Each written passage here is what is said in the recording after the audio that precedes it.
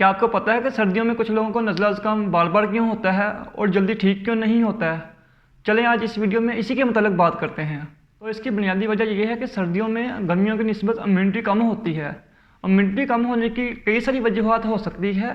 अब जब इम्यूनिटी कम होती है तो इसका जो वायरस का ट्रांसमिशन होता है वो ज़्यादा ईजी हो जाता है। अब मैं अगर पंजाब की बात करूं तो यहाँ पे अब खुश्क सर्दी बढ़ रही है, बारिश नहीं हो रही, बहुत कम होती है सर्दियों में बारिश, जिसकी वजह से ज़्यादातर लोग उनकी वजह से घरों में रहते हैं। कमरों में रहने की वजह से एक तो उससे वायरस का ट्रांसमिशन आसान हो जाता है, इसके अलावा हाथ कम धोते हैं और इसके अलावा फिजिकल एक्टिविटी भी कम हो जाती है, जिसकी वजह से वायरसेस का ट्रांसमिशन जो है वो आसान हो जाता है। ये ज़्यादातर फ्लू जो है राइनो वायरसेस की वजह से होता है, लेकिन ये बैक्टीरियल इन्फेक्शन भी हो सकता है। अब यहाँ तक आपको ये समझ आ गया होगा कि ये सर्दियों में ज़ुकाम होता क्यों ज़्यादा है, लेकिन अब मैं बताता हूँ कि कुछ लोगों को ये बार बार क्यों होता है। अब इसकी पहली वजह तो ये है कि उनकी इम्यूनिटी कम होती है। इम्यूनिटी कम होने की कई सारी वजूहत हो सकती हैं।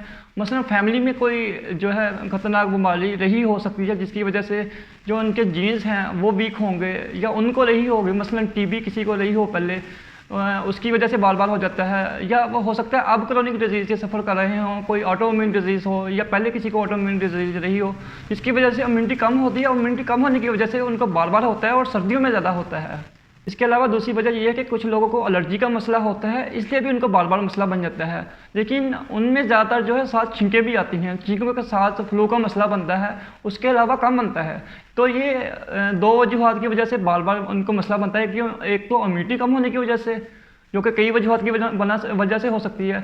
इसके अलावा ये जो है एलर्जी की वजह से बार बार हो जाता है। तो ये दो वजूहत है जिनकी वजह से फ्लू बार बार होता है और सर्दियों में ये ज़्यादा होता है।